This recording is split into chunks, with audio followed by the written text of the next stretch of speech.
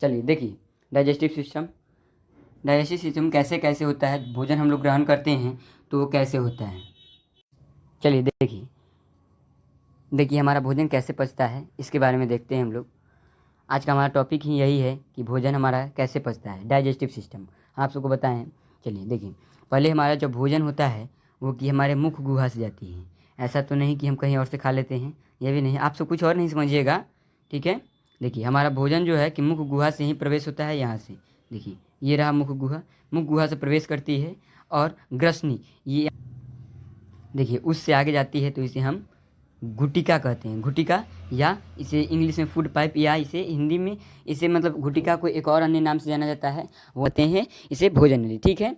चलिए देखिए ये गुटिक है, ठीक है, ये ग्रसनी गुटिक है, ये ग्रसनी है। और देखिए ये क्वेश्चन 5 नंबर में पूछे जाते हैं, ये 100% गारंटी के साथ हम कह रहे हैं कि ये पूछे जाएंगे, पूछे जाएंगे ही पूछे जाएंगे, पूछे जाएंगे, पूछे जाएंगे, पूछे जाएंगे, चाहे कुछ भी हो जाए पूछे जाएंगे।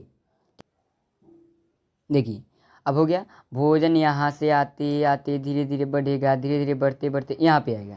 ये क्या है, ये अमाशय है, ये अमाशय, देखिए अमाशय, ये लाल दिख रहा है, ये अमाशय है। ये देखिए ये अमाशय है, अमाशय, ठीक है। अमाशय में हमारा भोजन जाता है पहले, भोजन तो पहले मुख में ही जाता है अमाशय, उसके बाद भोजन का पचना शुरू होता है अमाशय से। अमाशय में पचता नहीं है, पर थोड़ा थोड़ा तोड़ा जाता है, पर थोड़ा सा भी पचाने का वो कार्य करता है, थोड़ा सा उसमें उसका भूमिका होती है। अग्न्याशय है, ये अग्न्याशय इसमें आती है। अग्न्याशय जो है कि भोजन को पकाने का कार्य करता है, वही देखिए भोजन को ये गर्म करने का कार्य करता है, जिससे कि नाम से ही पकड़ा रहा है कि अग्न्याशय है। इसमें अग्नि होता है, बहुत इसमें गर्म होता है, बहुत ज़्यादा गर्म होता है। इसके बगल में ही यहाँ पे पित्ताशय होता है, यहाँ पे पित्ताशय होता है यहाँ पे, ठीक है। देखिए पित्ताशय का कोई भी कार्य इसमें भूमिका नहीं होती है भोजन पचाने में, ठीक है। चलिए अब देखिए, अभी ये भोजन आती है धीरे धीरे छोटी आंत में, ये छोटी आंत, ये छोटी आंत। चलिए देखिए हो गया पित्ताशय। अब देखिए ये भोजन जो स्टमक से निकलता है तो ये छोटी आंत में आती है। देखिए अब वो यही अमाशय से अब छोटी आंत में आती है। सबसे अहम भूमिका होती है भोजन पचाने की तो छोटी आंत की, ये रहा, ये रहा, ठीक है। इसकी अहम भूमिका होती है भोजन पचाने की। उसके बाद देखिए छोटी आंत से जब निकलती है भोजन तो कहाँ जाती है, तब जाती है ये अमाशय में, मतलब बड़ी आंत में, सॉरी बड़ी आंत में जाती है। उसके बाद सारा भोजन पचता है तो छोटी आंत में, उसके बाद बड़ी आंत में जाती है। बड़ी आंत में जाकर देखिए उस सबसे ज़्यादा पचता है सारा भोजन, मतलब पचता है। पहले तुम बोले नहीं अग्न्याशय थोड़ा है तो भोजन को पकाने का कार्य करता है। स्टमक में जाता है, स्टमक से जाकर छोटी आंत में जाती है, छोटी आंत पूरी भोजन को पचा देती है। यदि इसमें से भोजन नहीं पचा तो बड़ी आंत में भेज देता है, तो बड़ी आंत भोजन नहीं पचा सकती। ये रहा, ये बाहर जो लगा हुआ है ये गोलेनुमा ये रहता है, ठीक है। इसे नहीं पचा, ये नहीं पचाती है, क्योंकि आपको बड़ा करके दिखाते हैं। ये रहा, ये जो है ये यही है, ये है बड़ी आंत। देखिए और अगर ये नहीं, छोटी आंत नहीं पचा सकती है भोजन को, ये छोटी आंत नहीं पचाएगी भोजन, तो यही बड़ी आंत में जाकर ख़त्म हो जाती है, ठीक है। अगर नहीं पचा तो भोजन नहीं पचेगा, क्योंकि बड़ी आंत भोजन को पचाने का कार्य नहीं करता है। ये केवल ये जब बचा हुआ अपशिष्ट पदार्थ होता है जिसे मल कहते हैं हम लोग, वो बच जाता है, और वो जाकर इसी में जमा हो जाता है और बाहर निकल जाती है, बाहर की तरफ निकल जाती है, ठीक है।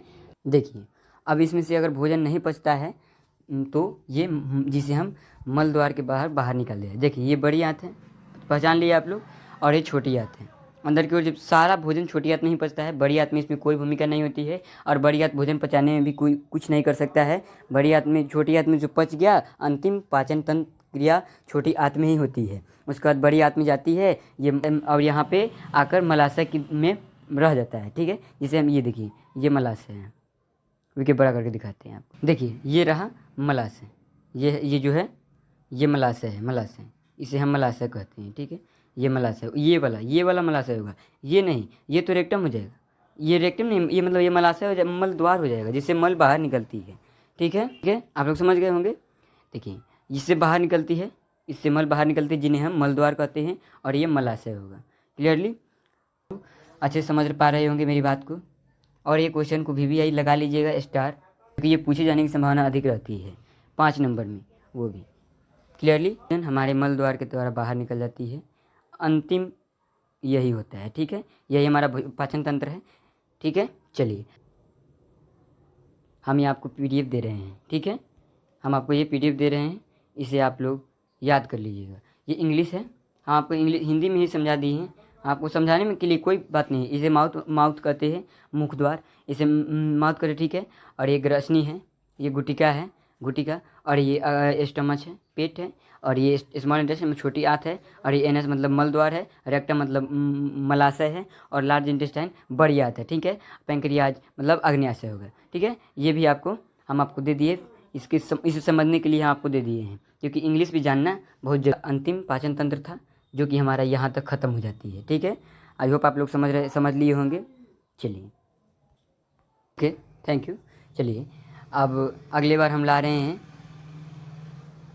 मादा जनन तंत्र और नर जनन तंत्र के बारे में।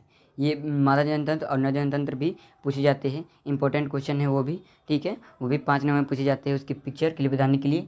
देखिए, और हम आपको इस पाचन तंत्र को एकदम संक्षिप्त में करके बताएंगे, बनाने का तरीका बताएंगे अगली वीडियो में। मिलते हैं नेक्स्ट वीडियो में। आज के लिए इतना ही, बहुत धन्यवाद।